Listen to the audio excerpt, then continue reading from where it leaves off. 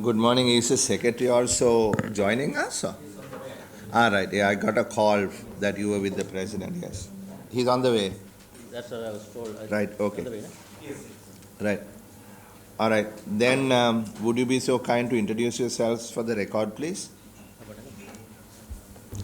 I am Arandara, Additional Director General of the Department of Legal Affairs, Ministry of Finance.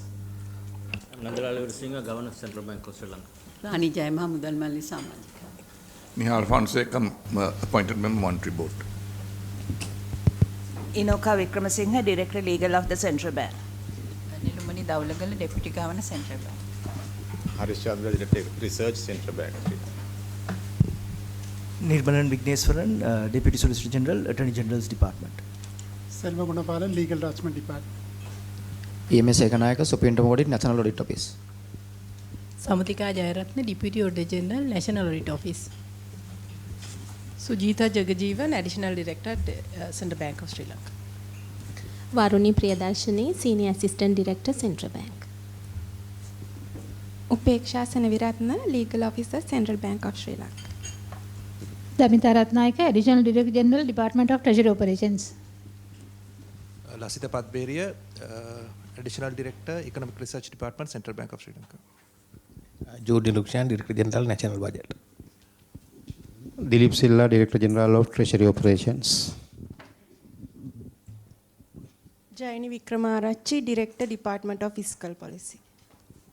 Thank you. Welcome all of you after a long session over the weekend. We discussed among the members. What we have decided is today we will listen to you and we will pose any questions that we may have. And thereafter we will summon any other parties that the committee feels that we need to summon. We will discuss with all of them, and thereafter we will take a decision as a committee how to go forward with this. We also had a bit of a question that we couldn't really find an answer for today, is that Mr. Sanjeev Jayawardena is unable to come. He has sent us a letter that he has to appear on a case at the Supreme Court. We realized that as a President's Counsel, he may have taken this case long before he knew that he had to be here today. But in this particular case, because he's a member of the Monetary Board and he is your legal expert also, it would have been better if his participation was also, made available today. But unfortunately, that's not the case. If it was something else, then I guess generally you can say that's fine. But since this is the central bank bill itself, we would have appreciated his views. So in any case, we will, like I said earlier, have to probably meet again. But we are going to seek the advice of the speaker on how to deal with matters such as this in the future. I just want to keep you informed. Governor, you want to explain to us, or is it somebody else who will explain to us the bill and why we need to change the central bank bill? Currently, this act is the act that was originally passed in 1950. 50. How many times has it been amended? It's been amended about, I think, 3-4 times. Last was 2003, I guess. 2014, small amendment. Major key amendment happened in 2003, right? And 2002. Yeah. Who were the drafters, just so that we know, what was the thinking, who were the drafters? Can you give us a history so that our members also are up to date on why the central bank was established, on what basis? At that time there were two sort of views. Countries like Hong Kong and Singapore and all didn't want to establish a central bank like this. They kept their currency boards and monetary authorities which didn't allow the central bank to quote unquote print money. Why did we sort of, if you give us a background, and in your view, you know, this legislation that governs the activities of the bank, you know, has it been overall positive? What are the main issues? You know, what did it do, or how did it contribute towards, or if it did, the catastrophe that we had to face? And in that context, why should we consider bringing a completely new Central Bank Act? So before we go into the details, Governor, that would, I think, be good for you to explain. Yeah, thank you. I think just a bit of a history why this was established. I think at the beginning 1950 by American Central Bank, although we were colonial under British rule. That time Minister Finance Minister Jayantha invited John Exter, U.S. Federal Reserve economist, to draft a Central Bank Act for Sri Lanka at that time. Before that, it was obviously a currency board we had under the peg to sterling those days. And the whole idea, I think there's a very useful report, what they call Exter report, explain the rationale for every provision of that original act, which is what we say very acted as a great foresight, and seeing the possible potential implication for a central bank. And this is where he had drafted, and he became the first governor of the central bank in 1951, when central bank was established that time. So idea, as you mentioned that time, from the currency board to why instead of monetary authority, why central bank was established based on even that time. Idea was that for a country to have a monetary policy autonomy, that central bank, normal monetary policy implementation, central bank under the monetary policy framework would give more autonomy to the monetary policy implementation rather than fixed exchange rate or currency board. Country wouldn't have a monetary policy autonomy. So we had, for example, if that was fixed to a dollar, like Hong Kong or even Singapore to a certain extent, the monetary policy would be dependent on the monetary policy in the US.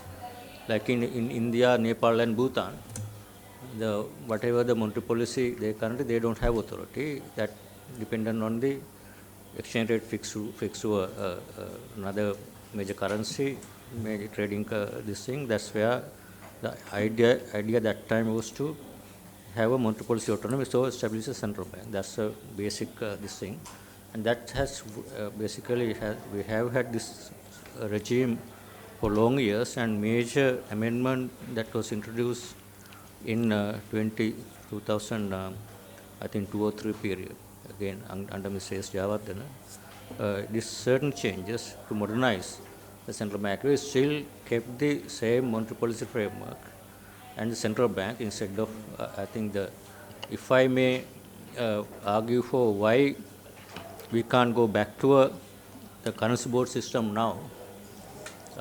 For example, currency board system to sustain, we need to have very strong fiscal adjustment. So basically, without a fiscal discipline and adjustment, currency board can't sustain. We have a lot of experience in other countries where currency board will sustain only if there's a strong fiscal regime. Governor, may I interrupt you?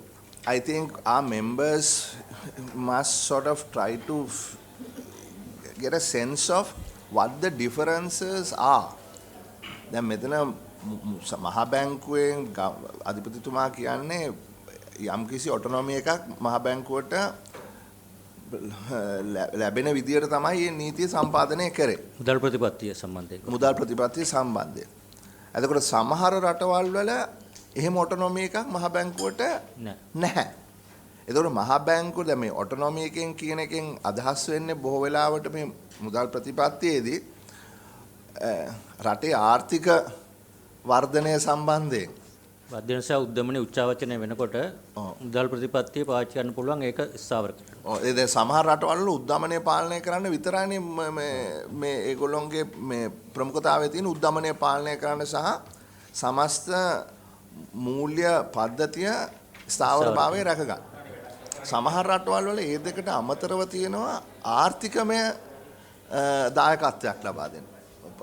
එතකොට පොලි අනුපාත අඩු කිරීම හරහා අපි කියනවා මේ මුදල් වෙළඳපොළට වැඩියෙන් ලබා දීම හරහා මුදල් අච්චු ගන්නවා කියන එක හරහා මහ බැංකුව මේ ඒකේ කොටස්කාරයෙක් වෙනවා ආර්ථික වර්ධනය සම්බන්ධයෙන්.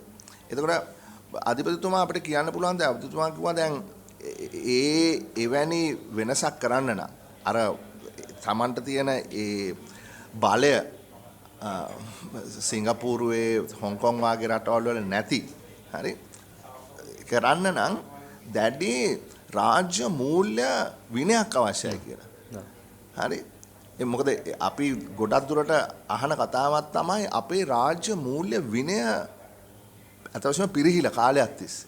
ඒතකොට මහ බැංකුව මුදල් අච්චු ගහන්නේ මහ බැංකුවට ඕනකම නිසා නෙමෙයි රජය විසින් තමන්ගේ අයවැය කළමනාකරණය කරගන්න බැරි ප්‍රශ්නයක් නිසා.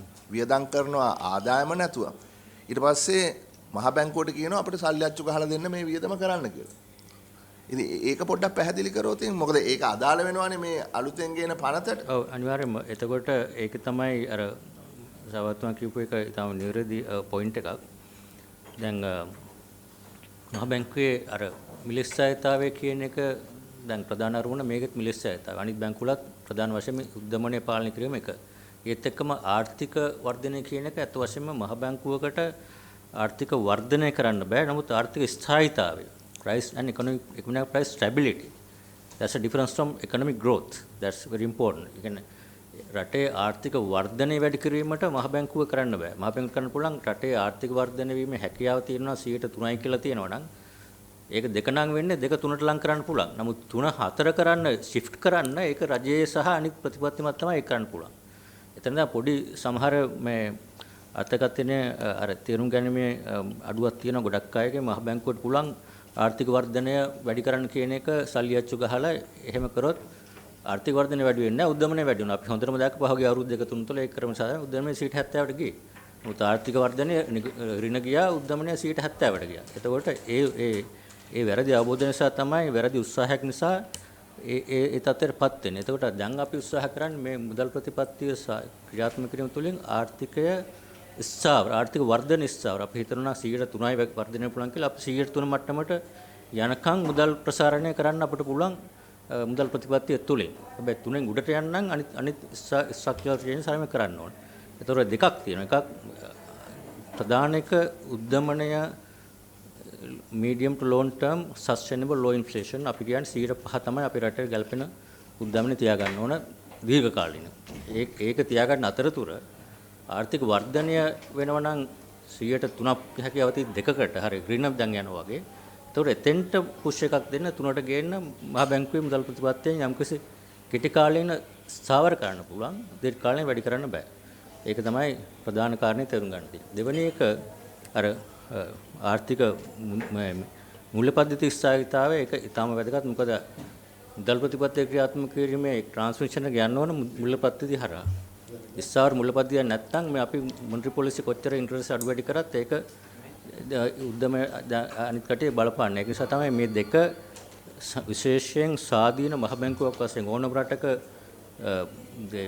ඒ කියන්නේ දැන් ওই ෆික්ස් එක්ස්චේන්ජ් රෙජිමයක් හරි ෆ්ලෙක්සිබල් හරි තියෙන ඕනම රෙජිම එක මහ බැංකුවේ ස්වාධීනත්වය කියන එක වැදගත් වෙන්නේ අර ඔබතුමා ඉස්සෙල්ලා කියපු වගේ රජය ඕනට වැඩිය මුදල් වියදම් කරලා ඒක මුල්‍යනය කරන්න මහ බැංකුවට බල කරනවා නම් එතකොට ඒක තමයි ෆිස්කල් ඩොමිනස් කියලා කියන්නේ. ෆිස්කල් පොලිසි එකේ ඉම්පැක්ට් එක අනුව මහ බැංකුවට සල්ලි අච්චු ගන්න වෙනවා. එතකොට මහ බැංකුවේ ඒ අරමුණ ඉස්ස කර ගන්නත් බෑ. ඒක වැරදි පැත්තට යන්නේ.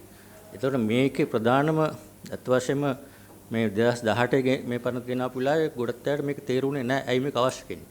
නමුත් දැන් පැහැදිලිව පේන දෙකක් තමයි දැන් ගොඩක් අය දාගෙන මහ බැංකුව ස්වාධීන කරා මේකෙන් රජය පෙරලන්න පුළුවන් ආර්ථික අස්ථාර ගන්න පුළුවන් කියලා. අත් වශයෙන්ම ඒක අනිත් පැත්ත.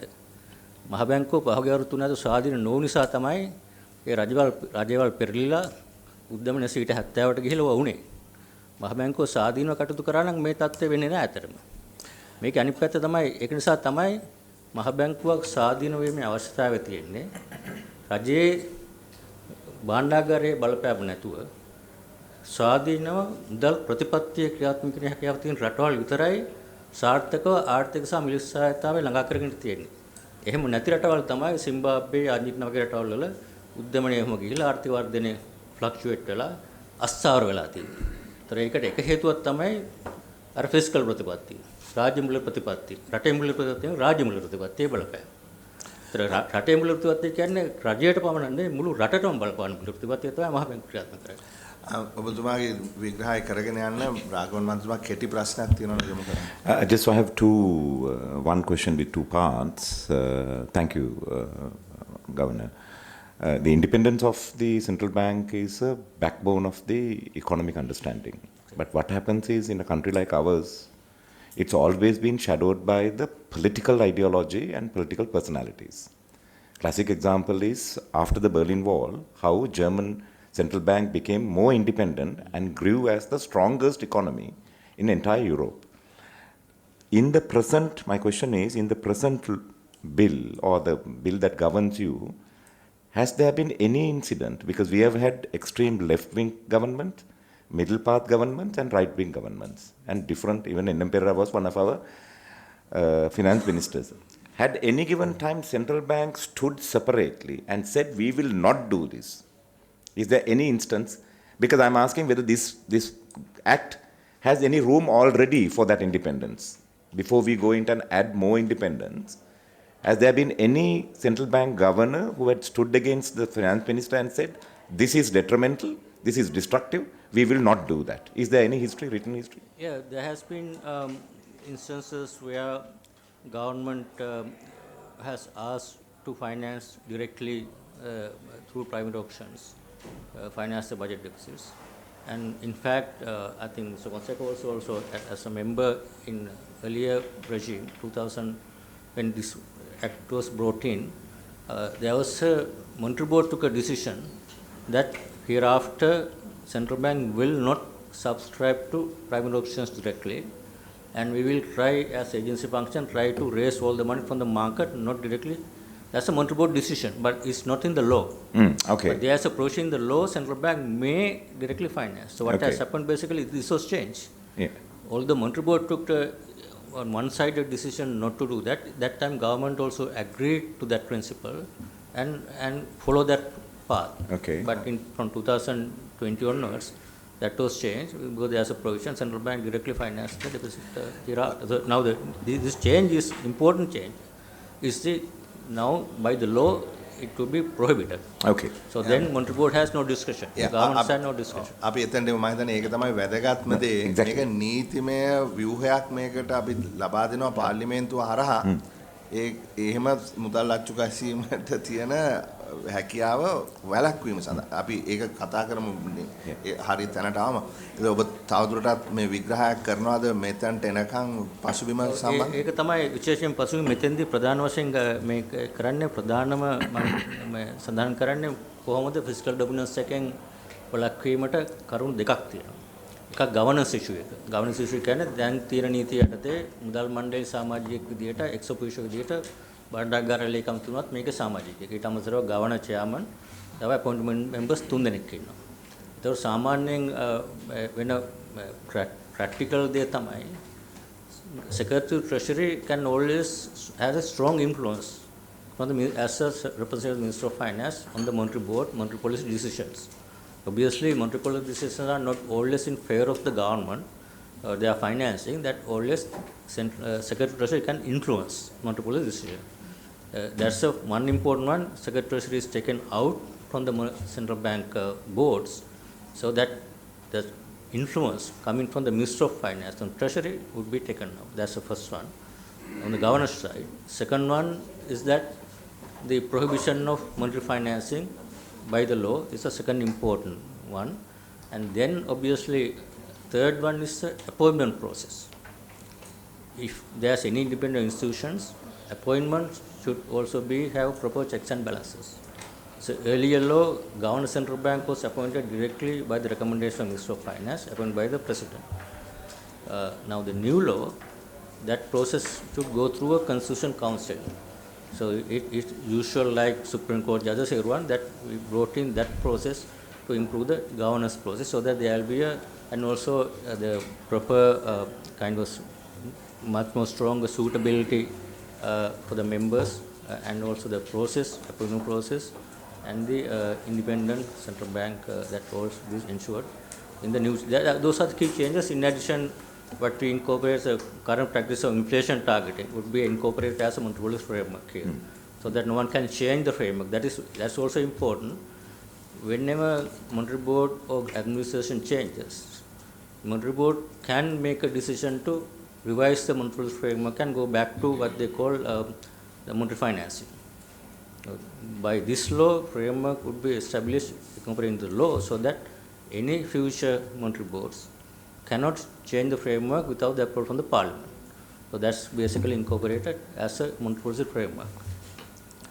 හරි එහෙමනම් මේ අධිපතිතුමා ඔබතුමා එහෙමනම් ප්‍රසන්ටේෂන් එක කරන්න specific Exactly. And having the separate central bank, from that the parliament has the power. Exactly. Yeah. I think that's an important point that I want to make here is that now the in terms of the executive authority, I mean, people argue central bank can't, it's a public institution. You can't have a separate public institution running its own without any accountability or any link to the executive or the parliament. This is where the we don't have now. Our responsibility is to deliver inflation. So our target is given by the Minister of Finance or Cabinet. So that ඒක අපි මේ specific point එකේදී කතා කරමුද? And also accountability, other one. That's the important point is accountability. There's a strong accountability provision. Central bank should be reporting to the parliament. Central bank can be summoned. We are on our own we can present. We have to report to the parliament, public, and the accountability provision are much stronger than what we have now. ඒ කියන්නේ අපි මෙහෙම කිව්වොත් එහෙම ඒ කියන්නේ මේ පනත වෙනස් කරන අවුරුදු 70 ගානක් තිබිච්ච පනත වෙනස් කරන්න මූලිකවම හේතු වෙලා තියෙන්නේ ඒ කියන්නේ රාජ්‍යය විසින් හරි රාජ්‍ය මූල්‍ය ප්‍රතිපත්තිය හරහා දැන් ඔබතුමා පාවිච්චි කරපු වචන තමයි dominance, fiscal dominance, the fiscal dominance of monetary policy. ඒ කියන්නේ රාජ්‍යය තමන්ගේ ප්‍රතිපත්තිය අනුව ප්‍රතිපත්තිය අනුව ක්‍රියාත්මක කරනකොට මහා බැංකුවේ ආධිපත්‍යය ඔවුන්ගේ අතට ගන්න. ඒතකොට ඒ ආධිපත්‍යය අතට ගත්තාම මහා බැංකුව අතවශ්‍යම පෝන් කෙනෙක් බවට පත් වෙනවා. ඒතකොට මහා බැංකුව පෝන් කෙනෙක් බවට පත් නොකරෙන්නේ ඒ දේශපාලන හස්තය ඉවත් කරන්න තමයි. එහෙමනම් මට තේරෙන විදිහට මෙතුමා කියන විදිහට මේ නව පනතේ මූලික අවස්ථාව එක හරියද? ඒක හරි. ඒක තව පොඩ්ඩක් ඇඩ් කරොත් ඇයි එහෙම කරන්න ඕන කියන එක දැන් කෙනෙක්ට ආගියු කරන්න පුළුවන්. මම දැකලා තියෙන මේ රාජ්‍ය මුල්ල කියන්නේ පාර්ලිමේන්තුවට ඇයි මේක බලය ඕනේ නැත්තේ කියලා. බලය ඕනද නැද්ද කියන තර්කයක් තියෙනවනේ. මහ බැංකුවට තියෙන බලය පාර්ලිමේන්තුවට ජනතාව පත් කරපු නියෝජිතයන් තමයි. ඇයි අපට ඕක නැතුව අපි ඇයි මේක දෙන්නේ කාට හරි කියන්නේ. ඒකට හේතුව තමයි පාර්ලිමේන්තුවට තියෙන්නේ ව්‍යවස්ථායම රාජ්‍ය මුල්‍ය. රාජ්‍ය මුල්‍ය කියන්නේ රජයේ ආදායම වියදම සහ කොන්සෝලිඩේට් ෆන්ඩ් එකේ තියෙන දේවල්. එතකොට රටේ මුල්‍ය ප්‍රතිපත්ති මොනිටරි පොලිසි කියන්නේ රටේ මුල්‍ය ප්‍රතිපත්ති. ඒ කියන්නේ මුළු රට වෙනුවෙන් රජය ඇතුළුව රටේ ඉන්න මහ ජනතාවගේ තැන්පත්, රටේ ඉන්න ජනතාවගේ පොලි අනුපාතය, විනිමය අනුපාතය කියන තීරණය කරනකොට ඒක ස්වාධීනව තීරණය කරන්න ඕන වෙන්නේ මේ තීරණය ගන්න ඕන රටේ මුළු සමස්ත දිශා බලන මිසක් ඒකෙන් කොටසක් වන රාජ්‍ය මුල්‍ය ගන්න බල විතරක් නෙමෙයි. එහෙම තිබුණාම තමයි හැමතිස්සෙම ගන්න තීරණය රාජ්‍ය මුල්‍යයට පමණක් වාසි වෙනකොට අවාසිය රටේ මුල්‍ය. රටේ මුළු ජනතාවට තමයි අවාසිය යන්නේ. දැන් උදාහරණයකට පහුගිය කාලවල මුදල් අධිවිකාශීම නිසා උද්දමනයේ වැඩිවීමේ බලපෑමේ වැඩිම විඳවන්න උනේ අනිකුත් රටේ තැන්පත් කරවන්ගේ උද්දමන 70 වුණා, තැන්පත් වල 5% ලැබුණේ. එතකොට රාජ්‍ය මුල්‍යයේ වාසිය පිණිස මේක ක්‍රියාත්මක කරාම මුළු රටේ මුල්‍ය කියන එකට 80ක් වෙන අනිත් රාජ්‍ය මුල්‍යෙන් පිට ඉන්න අයට බලපෑමක් වුණා. ඒතර මේ පාර්ලිමේන්තුවට ඇයි මේක රාජ්‍ය මුල්‍යට දෙන්නේ නැත්තේ? කොන්ෆ්ලික්ට් ඔෆ් ඉන්ටරෙස්ට් එකක් තියෙනවා. ඒතර රාජ්‍ය මුල්‍ය ප්‍රතිපත්තියට ඈඳගත්තොත් මේක හැමතිස්සෙම රාජ්‍ය මුල්‍ය බලපෑම මත රජයේ මුල්‍ය ප්‍රතිපත්තියට වාසි වෙන විදිහට තමයි මුල්‍ය ප්‍රතිපත්තිය ගන්න. රටේ ජනතාවගේ වාසියට නෙවෙයි. ඒ නිසා තමයි එක්ස්චේන්ජ් රේට් එක හරි ඉන්ට්‍රස්ට් රේට් එක තීරණය කරන්න ඕන මුළු රට වෙනුවෙන් මිසක්ක රජයේ අයවැහිගේ බල නෙමෙයි. රජයත් ඒක අනිත් හැමෝම වගේ මහ බැංකුව ස්වාධීනව තීරණය කරන විනිමය අනුපාතය සහ පොලි අනුපාතය කියන එක රජයත් එක්ක ගන්න ඕන. එහා සමානව රටේ අනිකුත් හැමෝම ගන්න. Honorable Governor, I think as a student of political science, you are making a distinct interchangeable රජය and ආණ්ඩුව කියන එක. So I think what you are saying is central bank is responsible වග කියන්නේ රාජ්‍යයට. ආණ්ඩුව ඒ පවතින ආණ්ඩුව කියන විදිහට වැඩ කරන එක නෙමෙයි. ඒකට මේ රාජ්‍ය හා ආණ්ඩුව කියන මේ ගැප් එක අපි හඳුනා ගන්න ඕනේ.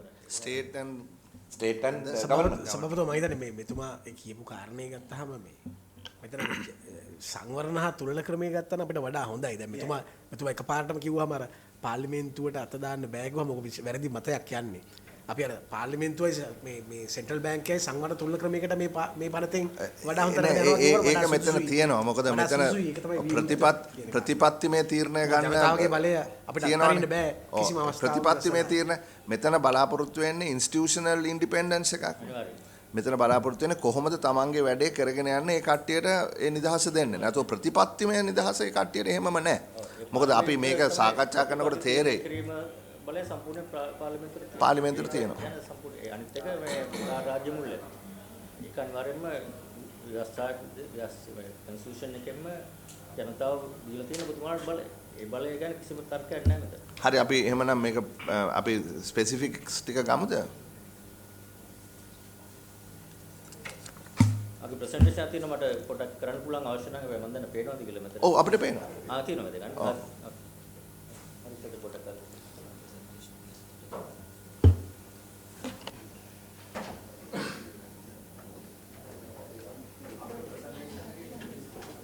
කොපිස් දෙන්න පුළුවන් දැන් නම් print කරලා නැහැ.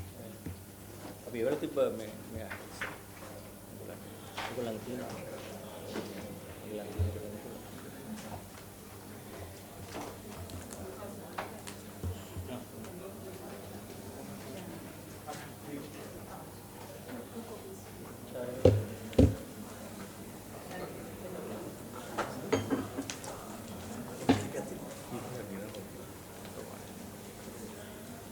Dr. Harisanda පටන් ගමුද? පටන් ගන්න. Sure. මම කරන්න ඔයාලට slide right. So this is basically the outline of the slide එක පේනවද මට පේනවා. අපිට මේ ස්ලයිඩ් එක එහා මේ පැත්තට නෑ. දැන් හරි අතෙන්. right. ඕකේ මේකේ තියෙන්නේ ප්‍රධාන වශයෙන්ම දැන් අර මේ ස්ලයිඩ් එකෙන් පෙන්නන්නේ අපේ මොනවද primary objectives එකක් තමයි maintain domestic price stability, දෙවෙනි එක finance system stability. එතකොට දැනට මේක තමයි ඒකේ දැනට තියෙන මුදල් නීති පනතේ මේකම තමයි තියෙන්නේ. හැබැයි මේකේ ફોකස් එක වැඩිපුර දීලා තියෙන domestic price stability කියන එකට. ඒකෙන් කියන්නේ growth එක අර output gap එක ගැන මේ බලන්නේ නැහැ කියලා. එතකොට ඒක වෙනමම දැන් අපි තියෙන objectives වල domestic price stability while taking into consideration output gap. ඒකෙන් තමයි economic stability and price stability කියන දෙකම මේකේ priority එක දීලා තියෙන inflation stability කියන්නේ. ඒක තමයි ප්‍රධාන objective. මේක ලොකු වෙනසක් නැහැ. ඉස්සෙල්ලා කරා හැබැයි මේක පළවෙනි එක without prejudice to attain objectives central bank shall support the general economic policy framework of the government. එතකොට අර objectives දෙකට යටත්ව රටේ තියෙන රජයේ ආර්ථික ප්‍රතිපත්තියටත් ඒ මහ බැංකුව සහයෝගය දෙන්න ඕන කියන එක ඒක තියෙනවා. ඒතකොට ඊළඟෙන් තමයි stabilization of output towards its potential කියලා කිව්ව මම ඉස්සෙල්ලා කිව්වේ. ඒ කියන්නේ ඒක යටතේ මේක primary objective එක කරනකොට output එක potential level එකට stabilize කරන එකත් අපේ වගකීම. ඒක තමයි කිව්වා output gap එකේ වෙනසක් තියෙනවා. අපි output එක stabilize කරන්න ඕනේ. ඒකත් අපේ ප්‍රධාන objective දෙක අතර තියෙන එකක්. පොඩක් කියන මේක තමයි වැදගත්ම කාරණා දෙකෙන් එකක්. අපි මේක අවශ්‍ය නම් තවදුරටත් සාකච්ඡා කරමු. මූලිකම කාරණාවක් මේක. ඒ කියන්නේ දැනට තියෙන එක මේ අධිපතිතුමා දැනට තියෙන්නේ කොහොමද? දැනට තියෙන්නේ achieve and main economic and price stability කියන දෙක එකට දාලා තියෙනවා. අන්න හරි. ඒතර ඒක වෙනුවට price stability එක focus කරලා තියෙනවා. හැබැයි යටින් තියෙනවා shall take into intelligence stabilization of the output towards its potential. එතකොට priority එක inflation එක අඩු කරන එක ඒක ස්ථාර කරාට පස්සේ output එක potential level එකට ගේන එක ඒකත් මේක ඔබ්ජෙක්ටිව් එක. ඔව් දැන් බලන්න ගරු මන්ත්‍රීතුමන්ලා මේ දැන් තියෙන්නේ මූලික ඉකොනොමික් ඇන්ඩ් ප්‍රයිස් ස්ටැබිලිටි. ඒ කියන්නේ ආර්ථික හා මූල්‍ය ස්ථායීතාවය. එතකොට මේකෙන් ආර්ථික ස්ථායීතාවය ආර්ථික හා මිල ස්ථායීතාවය. එතකොට අපි මේකෙන් කරන්නේ ආර්ථික කියන එක අයින් කරනවා. කරුණාකරලා ඒක ගැන හොඳට හිතන්න.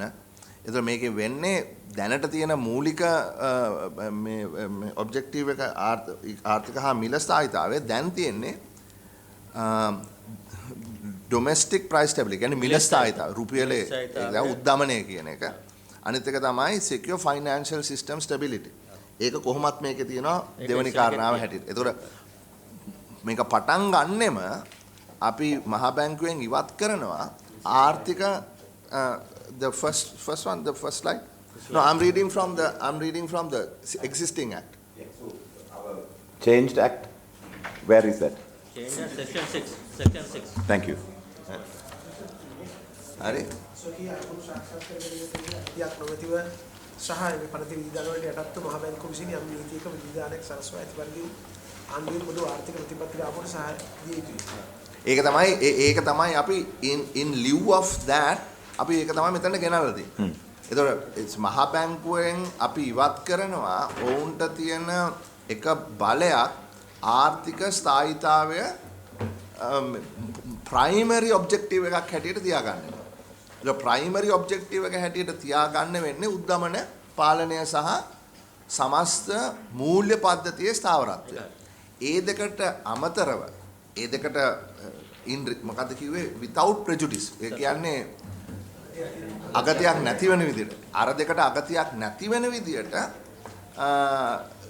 රජයේ එවකට ආණ්ඩුවේ ආර්ථික ප්‍රතිපත්තියට යම්කිසි දායකත්වයක් සහයෝගයක් දෙන්න කියන එක. හරි එතකොට මේ ඒ වෙනස තමයි මූලිකවම කරන්න යන වෙනස් දෙකෙන් එක ප්‍රධානම වෙනසක් තමයි ඔබ. ඒක තමයි මන්ත්‍රීතුමන්ලා අපි පාර්ලිමේන්තුවේ හැටියට අපේ පාර්ලිමේන්තුවේ 148 වගන්ති අනුව තියෙන බලය යම්කිසි විදියකට මේන් අඩපණ වෙනවද මේකෙන් ඒ බලය එතනින් ඉවත් කිරීම හරිද නැද්ද සාධාරණ නැද්ද කියන එක ගැන අපිට මේ අවස්ථාවේදී මොවුන්ගෙන් අහන්න අතවශ්‍ය පොඩි ක්ලැරිෆිකේෂන් තියෙන්නේ බල ඉවත් කරනව නෙවෙයි දැන් අර section 6.4 එකේ තියෙන in pursuing the primary objective referred to section 1 central bank shall take into account inter alia stabilization of the output towards its potential. ඒතර මෙන්න මේ stabilization output towards potential කියන එක ඉස්සෙල්ලා තිබුණේ උඩ.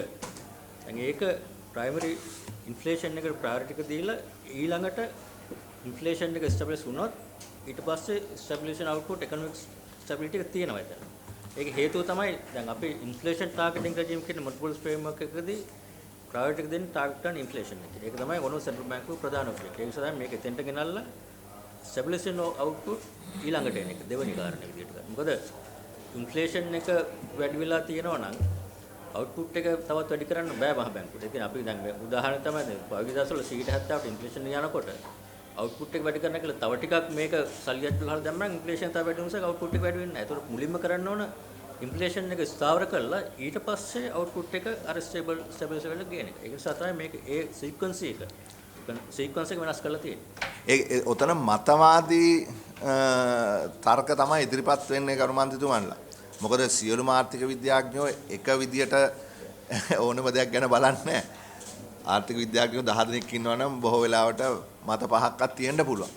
ඉතින් මෙතනදී මේ මතය තමයි මේ ප්‍රමුඛතාවය ගන්න. හරිද? මහ බැංකුවට තියෙන්නේ ඔය තෝරාගත්ත රාමුව තුල තමන්ගේ කාර්යය ඉෂ්ට ගන්න. ඒතකොට ඒක තමයි ප්‍රධානම වෙනස. ප්‍රධාන වෙනස් දෙකෙන් එක. හරිනේ එහෙනම් අපි ඊළඟ එකට යමුද? ඒකේ පොඩි තව පොඩි පැහැදිලිවක් කරන්න ඕන. දැන් ඇයි මේ ප්‍රධාන ඔබ්ජෙක්ටිව් දෙක දැන් මෙතන රජයේ ආර්ථික ප්‍රතිපත්තියට විතර ප්‍රතිදුස් කියලා අනිත් ඒවාට සහාය දෙනවා. මේ දෙක එකෙන් අයින් කළා තියෙනවා. ඒකටත් හේතුවක් තියෙනවා. හේතුව තමයි අපි රජයේ National Economic Policy Framework එකේදී කිසිම තැනක ආයතනයක් නැහැ. අමාත්‍යාංශයක් නැහැ. ආයතනයක් නැහැ. price stability එකයි financial stability කරන්න තියෙන එකම ආයතන තමයි මහ බැංකුව ඕනම රටක. එතකොට අපි කියමු මේක මුදල් අමාත්‍යාංශයට කියන අමාත්‍යාංශයේ වක්කීමක් නෙවෙයිනේ. එතකොට රජයේ National Policy Framework එක ඇතුලේ මේකට සමානව තියෙන්න පුළුවන්. උදාහරණයක් විදිහට ඕනම රජයේ නැෂනල් පොලිසි ක්‍රමයක් වෙනස් කරාම එක එකක් තමයි උද්දමනය 105 තියා ගැනීම. මුල්ල පද්ධති ඉස්සායතය රඳවා ගැනීම තමයි ඕවරෝල් පොලිසි ක්‍රමයක් තියෙන්නේ. නමුත් ඒකට වගකීම් ආයතන විදිහට මහ බැංකුව මෙතනින්පත් වෙනවා. ඒකට ඒ මැන්ඩේට් එක දීලා වගකීමත් බාර දෙනවා accountability එක ඇතුව. එහෙම නැත්නම් අපි කියමු දැන් මහ රජයේ කියනවා නම් ඉන්ෆ්ලේෂන් 105 10 ඕන කියලා. රජයේ පොලිසි ක්‍රමයකට රජයට තීරණය ගන්න පුළුවන් දැන් තියෙන විදිහට. එතකොට මහ බැංකුව රජයට විසින් මහ බැංකුවට කියනවා අපිට ඉන්ෆ්ලේෂන් 105 10ක් දෙන්න කියලා. ඒක රජයේ තීරණය. ඒ තීරණය තමයි රජයට ගන්න පුළුවන්. මේකෙන් කියන්නේ 10 කියලා කිව්වොත් මේ ප්‍රයිස් ස්ටැබිලිටි කියන එකෙන් ඩිෆයින් කරන්නේ මැන්ඩේට් එක ඩිෆයින් කරන්නේ රජය. දැන් තියෙන එක එහෙම එකක් නැහැ. දැන් ඉතියට අපිම තමයි කියන්නේ අපි 105 ඉන්ෆ්ලේෂන් ගේන්න අපි මේක ඉම්ප්ලිමන්ට් කරනවා. නමුත් දැන් අලුත් නීතිය යටතේ රජයෙන් කියන්න ඕන ඒගොල්ලෝ පොලිස් ෆ්‍රේම්වර්ක් එකේ දින විදිහට 10 වරනද 15 වරනද 20 වරනද කිව්වොත් අපි ඒක ඩෙලිවර් කරන්න අපේ වගකීම තියෙනවා. Governor, with Chairman's permission, no, we are a broken economy growing up now, trying to pick up our pieces. We need to do a comparative analysis, no? Right. In your understanding, what is the trend, the trajectory that the emerging market democratic countries have taken? Is this separation or further centralizing in the hands of the governments? That's also an important point. This inflation targeting framework for central banks started in New Zealand in 1980s. That's where the pioneers, and then Canada, first advanced country, UK. After that, Thailand, Indonesia, all the emerging market successful countries have this inflation targeting. That's private objective of central bank is under inflation targeting framework. That has been proven successful in terms of controlling inflation. That's empirical evidence, and we have that's exactly what I want. That's the answer to your Yes, thank you. Just a housekeeping point. Mr. Vigneshwaran, if there are any amendments that you have proposed to the courts while the governor is explaining, please explain to us what they are. Honorable Chair, just me. Mr. Vigneshwaran, let Mr. Actually, the court itself, in its determination, had set out some changes which it said are needed, and those have all been incorporated. Now, that is correct. What I'm saying is, as the governor is explaining, if there are any relevant points that you need to bring in, please do bring, because it is not, because you all undertook to make those changes in the committee stage. Yes. Right? And they are not in the printed act, the draft bill. Very well. Yes, thank you. Determination එකේ මොකක්ද කියලා තියෙන්නේ මේ 6 3 ගැන. කියන්නේ දැන් විශේෂයෙන් කතා කරානේ අනිවාර්යයෙන් determination එකේදී සුප්‍රීම කෝර්ට් එකෙන් කියලා තියෙන්නේ මේක මොකද්ද violate වෙලාද නැත්නම් ඒක සාකච්ඡා වෙලා තියෙනවද මොකද්ද ඒකේ position එක පොඩ්ඩක් අසුව. Regarding 6.3, the court has not found any issues because the court is satisfied with 6.3. Yeah, it has no determination on this. On this, they have quoted clause 6 in its entirety, and they have come to the conclusion that it is not violative of the constitution because it establishes independence with accountability. Yeah, members, it is up to us now here, because this is the law. I mean, it obviously has no contradiction with the constitution. That's all it is looking at. No, but this is a policy matter. Correct. Yeah. Chairman, do we understand that all amendments that the courts recommended has been incorporated? No. One moment. They have given us, it's in your file, the committee stage amendments that are being proposed. But the 43 amendments or whatever the courts recommended, have all been taken into account? No, all the undertakings given by the Attorney General have been listed here as amendments to this act at committee stage. May add one matter, sir. I may know now, according to the governor, this way forward has been proven in starting from New Zealand in a few, as you mentioned, developed countries. Our economy, I don't think we can compare the economy of New Zealand, UK, and the other countries that you referred to. How will it reflect in this region? That's How has right. it reflected in this region? I mean, if I can add more, Yes, India introduced this for about 5-6 years ago. Yeah. India, Thailand, Indonesia. All right, yeah. Those countries are similar to, Our after that. economies, yeah. Recently, Just wanted to see whether it has been successful. Yeah. Actually, the corollary to that is, why are they developed countries? You know, how come countries like Singapore, who at the very beginning, Lee Kuan Yew said, you know, don't give the power to the central bank to do this. You know, don't let the government, take central bank under its grip and get them to print money, because it will not have the power to do that. So I think if you look at it the other way, you will probably see why some of these countries have stable exchange rates, stable inflation rates, and very strong growth rates. Singapore is perhaps the best country. Yeah, New Zealand constitutionalized this also. No, the governor's job is on the line if he doesn't keep the inflation target. Yes, go ahead, please. Now the percentage Lanka society and make a pennanne society pen. All right. මෙතෙන්දී දෙවෙනි එකේ basically අර ගොඩක් විස්තර ඇතුව තියෙන මොනවද powers and duties කියන එකෙන් මේකේ පෙන්නනම් A to R තියෙන එකෙන් මේ තියෙන ගොඩක් ඒවා දැනට ඇක්ට් එකේ යටතේ powers and duties තියෙනවා. ඒ කියන්නේ implement monetary policy, exchange policy, international resource, issue and manage currency, administer supervisory authority, regulate bank system, and අලුතෙන් තියෙන එකක් තමයි මේ G එක. මොකද දැනට directly law එකට න resolve financial institution regulator and supervised by central bank. මේකට අදාළව මේක තමයි key legislation එක. ඊට අමතරව bank sector social provision act එකක් එනවා. මේකේ ඒකෙන් තමයි more authority එකෙන් ඒ කියන්නේ අපි කියමු financial institution එකක් bankrupt වෙන්න යනවා නම් resolution power එක central bank එකට දෙනවා as a supervisor. ඒක අලුත් එකක්. H එකත් adopt and implement macroprudential policy කියන එක law එකේ නැතුව macroprudential policy එක central bank තමයි effectively කරගෙන ගියේ. නමුත් මේක recognize කරනවා මොකද මේක ඇත්ත වශයෙන්ම වැදගත් එකක්.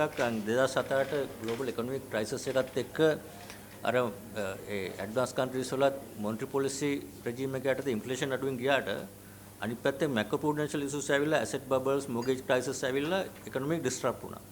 ඒතකොට ඒක address කරන්න macroprudential policy කියලා අලුතෙන් tool එකක් ආවා. ඒක indirectly recognize කරා අලුත් central bank laws වල අපේ එකෙත් අපි ඒක ක්‍රියාත්මක කරාට ඒක law එකේ නැහැ. ඒතර මේක සම්පූර්ණයෙන්ම ඒ වගේ අවස්ථාවකදී asset bubble එකක් monetary policy වල beyond overall macroprudential policy framework මේක microprudential කියන්නේ regulate කරන bank supervision බැංකු එක එක regulate කරනවා.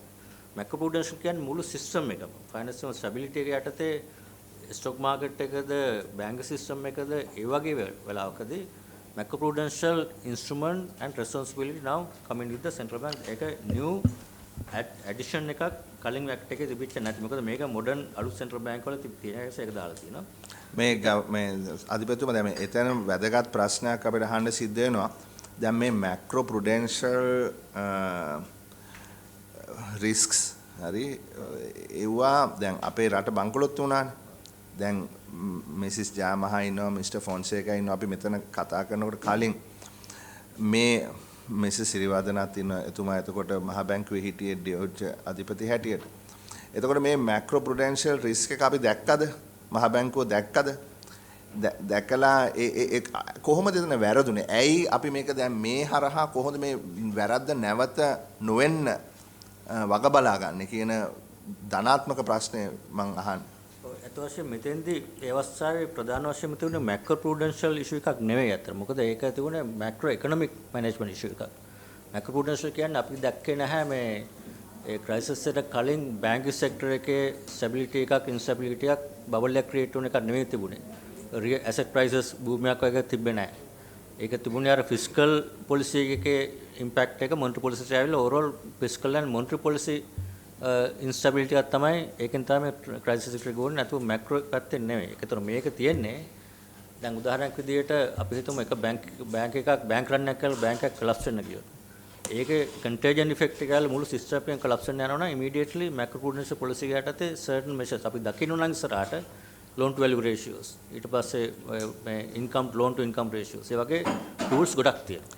ඒතර ඒව ක්‍රියාත්මක කරනවා. නමුත් මේ අවස්ථාවේදී පහුගිය කාලය තුල macroprudential issues ප්‍රධාන වශයෙන් තිබුණ නැහැ. හැබැයි crisis එක වුණාට පස්සේ තිබුණා අර interest rates ගොඩක් වැඩි වෙනකොට exchange rate depreciation වෙනකොට central balance sheets වල impact එකක් තිබ්බ බැංකු වලට. ඒ නිසා තමයි අර බැංකු පද්ධතියේ process එකක් තිබුණා. ඒ වගේ වෙලාවකදී තමයි මේ tools පාවිච්චි කරන්නේ. හරි දැන් අපිට තියෙන ප්‍රශ්නේ තමයි දැන් ගිය පාර වෙච්ච දේ හරි දැන් මැක්‍රෝ ඉකොනොමික් රිස්ක් එකක් තියෙන බව කවුරුත් ඒ කියන්නේ මේ ඒකේ ගවර්නර් ඩෙපියුටි ගවර්නර්ස්ලා ඒවා ලිව්වා මන්ත්‍රි බෝඩ් එකේ කට්ටියත් මේවා ප්‍රශ්න තියෙනවා කියලා පෙන්නුවා. නමුත් ඒකට තීරණ හරියට ගනුන්නේ නැහැ.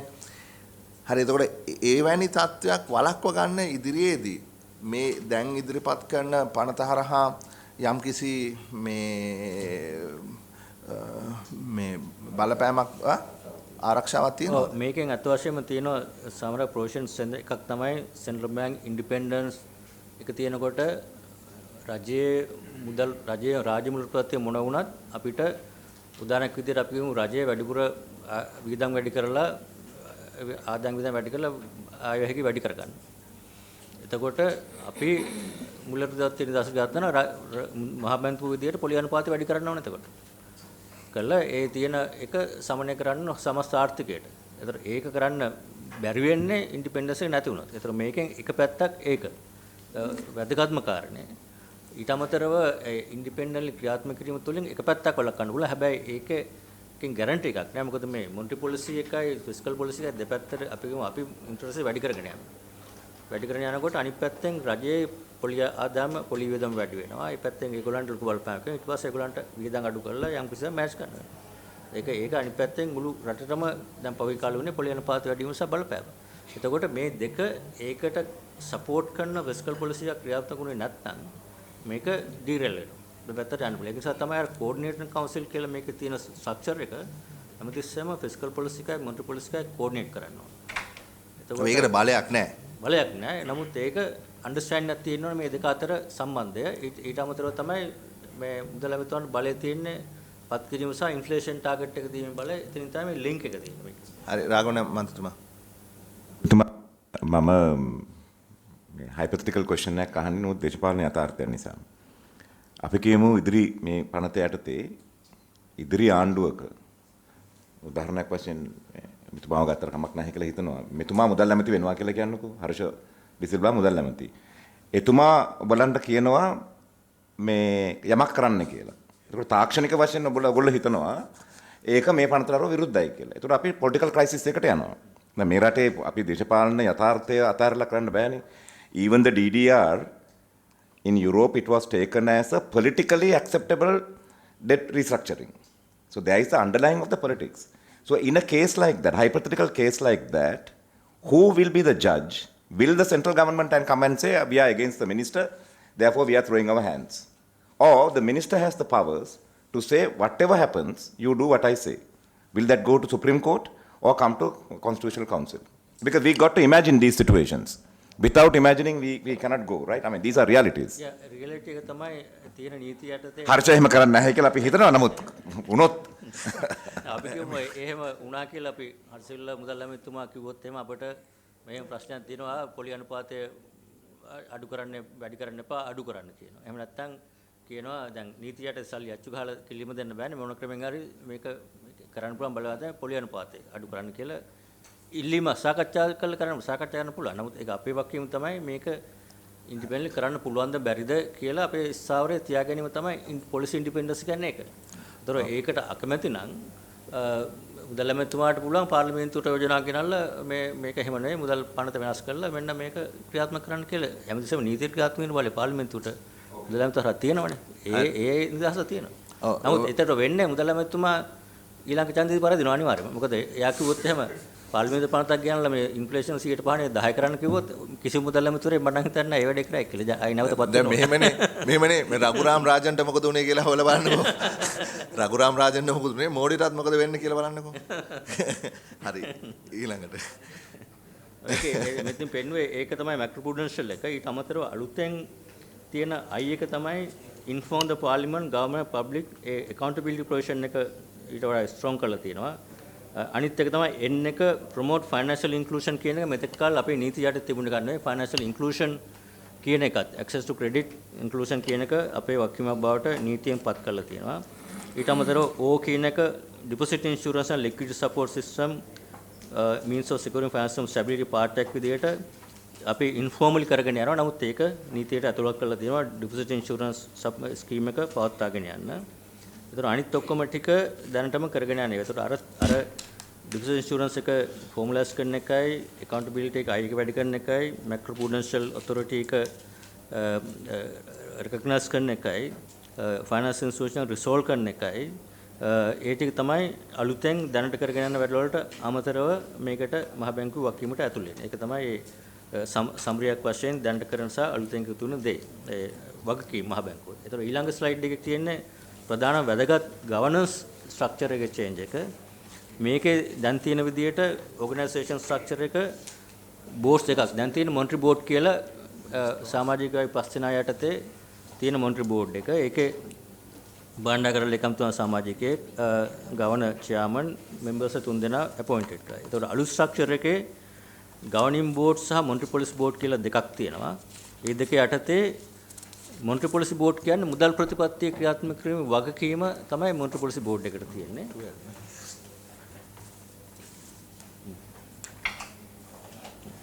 එතකොට governing board එකට තියෙන්නේ මුදල් ප්‍රතිපත්තිය ඇර මොකද අර ප්‍රධාන ඔබ්ජෙක්ටිව්ස් දෙකක් තිබුණේ.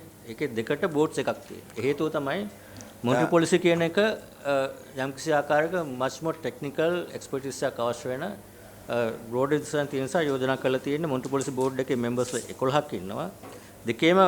දෙකේම members ලා ගාන එකයි. ඒ කියන්නේ දෙකේම common members. පළවෙනි පටන් ගත්ත governing board එකේ අලුතෙන් එකේ ST නැහැ. board දෙකේම ST නැහැ. ST අයින් කළා තියෙන ඒ වෙනුවට appointed members ලා 6 දෙනෙක් ඉන්නවා governance chairman. ඒතර ඒ අයම monetary policy board එකේ members ලා වෙනවා. හැබැයි ඒකේ technical nature එක නිසා අලුතෙන් එනවා experts ලා දෙන්නෙක් economics and finance monetary policy and experts ලා දෙන්නෙක් අලුතෙන් appoint කරනවා. ඊට අමතරව two deputy governors also members as ex officio in the monetary policy board. So those are the two main responsibilities. මෙතනදී ගැටලු කිහිපයක් මතුවෙනවා මේ අධිපතිවර Appointment is, as I said earlier, can you Constitution Council. direct that through the process. chair, please? Yeah, Sorry. that's okay. Go ahead. Right. Okay. So appointment authority is දැන් තියෙන විදියට governor appoint කරන්නේ directly මුදල් ඇමතුමාගේ recommendation එක උඩ ජනාධිපතිතුමා පත් කරනවා. අලුත් එක යටතේ මුදල් ඇමතුමාගේ recommendation එක ඉදිරිපත් කරනවා ජනාධිපතිතුමාට. ජනාධිපතිතුමා ඒකට එකග වෙනවා නම් ඒක ඉදිරිපත් කරනවා Constitutional Council එකට. ඒක කොන්ෆරන්ස් එක අරගෙන තමයි ජනාධිපතිතුමාට appoint කරන්න පුළුවන්. Just one name or six? I think ඒ කියන්නේ members ලා ඔක්කොම ටික එහෙම තමයි. ඒතකොට දැන් මේ transition process නැත්නම් ඉන්න අය continue වෙනවා. ඒතර අලුත් අය අර විදිහට තමයි appoint කරන්නේ. ඒතර term එක ඉවර වෙනකොට අපි governor කෙනෙක් appoint කරන්නේ හැමෝම අවුරුදු 6ක term එකකට.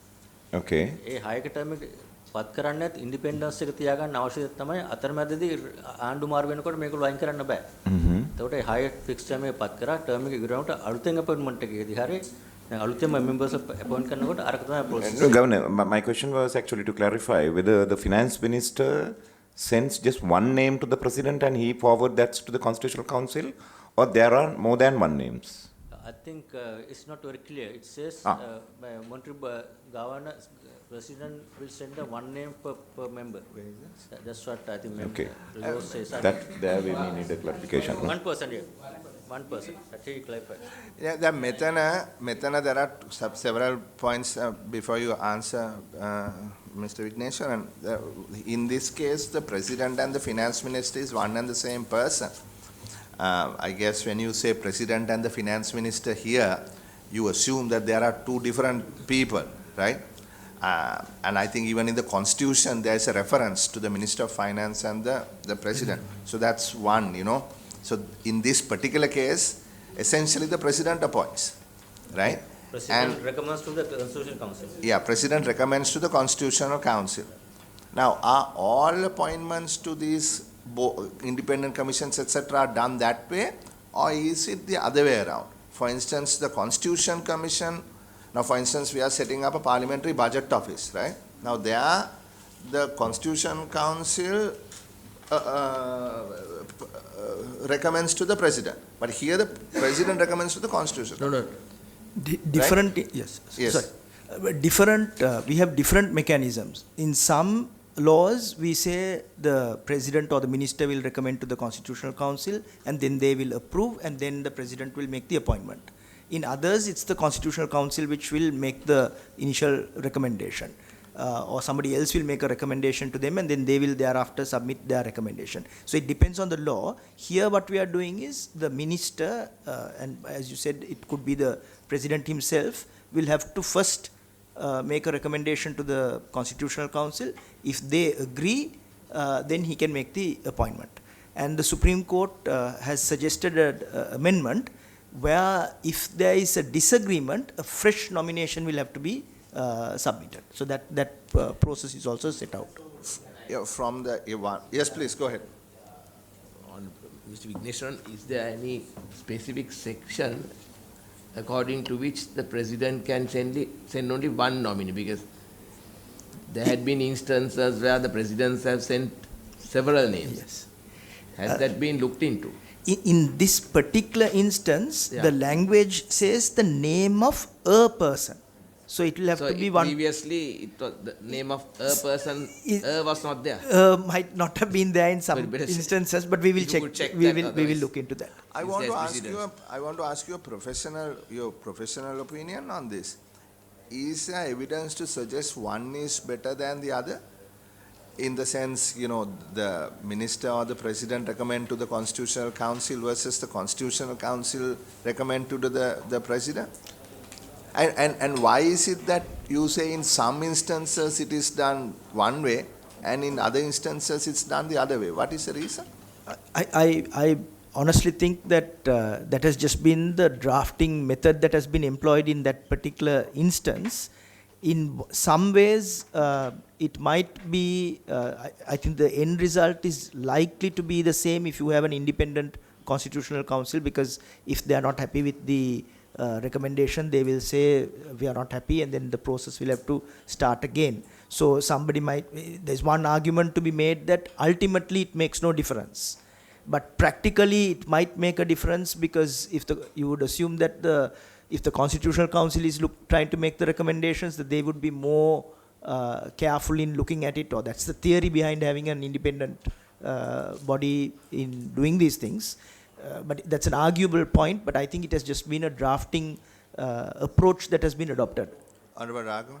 I think this is something to do with the law. Also, it is also to do with the democratic nuances, how we make decisions now. So in deliberative democracy, it is better to have more than one. Now that is what we exactly expect and practice in universities. 17 universities appointed by the Vice Chancellor is appointed by the President, but the Senate and the Council sends 3 top names, within which the President has the veto power to decide. It is Mrs. Chandrika Kumaranatunga first time appointed a person who did not get the highest marks, and that has been now messing up all the process. So we are trying to push that back and say, President sees all 3 names who got marks. So why can't we adopt something like that? I mean, I'm just asking the views of the members also. I mean, and there are other lawyers here, Honorable Virakodi, etc., Dolawat. I mean, do you feel that, yes, the other way around might give a more independent selection than the way it is proposed here? I'm just asking.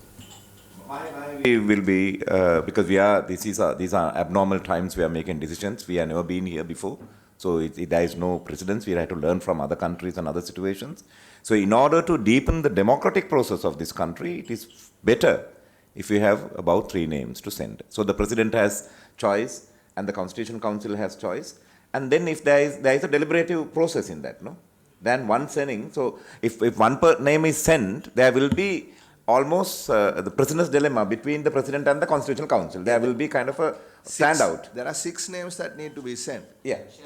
I think otherwise, for the simple reason now, if one name goes and if it's rejected by the Constitutional Council, then the President has the liberty to propose another name.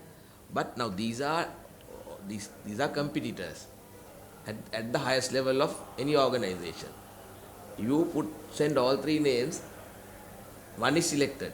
So there will be disharmony subsequent to selection, practically. But if These are outsiders, by the way. These are not. so even outsiders, they are coming from the same field. But one person is rejected, then the president has the liberty to select out of the lot another person. I think, that way, you are not embarrassing the other two who will not get selected. If the person who is proposed due to some significant reason is rejected, that is, I think, justifiable, rather than bringing three people in and bullying all two of them. The highest order of our decision-making process in this country so far had been the presidency. Let me conclude. Yeah. And the other thing is, the president of the country is an elected person. He should also be able to, he who answers the people, he who is elected by the people. So he should be also given some discretion. Yeah, so if you go back to the practice at present, the highest decision-making process happens at our president's elections. Do we limit that to one person and say, vote for this person? We give the citizen the choice. Maximum there will be 3 runners, right, so far we have had in the top list. And people make the decision. That is the deepening democratic process. Yeah, but we can't go that far, no? So in this case, what I'm saying is, professionals are given a chance and the executive makes a decision and says, okay, these 3, my argument is that these 3 are more suitable. And president, he or she, sends it to the council. And council deliberates and says, okay, out of these 3 that you have sent, we select Mrs. B to be the best person to say. I think that's an interlocking process of democracy in that than sending one person and then again start the whole process. Of course, a person who did not select will have remorse. But that's reality of democracy. Okay, members, I want to take a call on this. Do you want to sort of, bring this up at this level, or you want to just continue with what has been proposed? Elected president should be able to exercise his discretion also to a certain degree. You dilute Chairman, given a mandate by the people for 6 years or 5 years. He must be able to exercise that discretion, that mandate. Chairman, even in US that's the case, no? The elected president makes all the recommendations or the key positions. The Congress can interview and reject or accept. I think that discussion but is the Senate procedure is far more. No, we are not going to go. We are not going there. Yeah. But Honorable Veerakkodi's point is, President making a recommendation is fine. If it is rejected, he can send another one. No? And also this embarrassing very senior people is also an issue. Some people might not want to put their name forward in the fear that it will get rejected. Okay, Governor, yes, sorry, Mr. On that point, just there's a slight complication in trying to change the provision, Chairman, because the Supreme Court has already suggested a specific amendment on the basis that one name is going. So trying to change it at this stage might cause issues.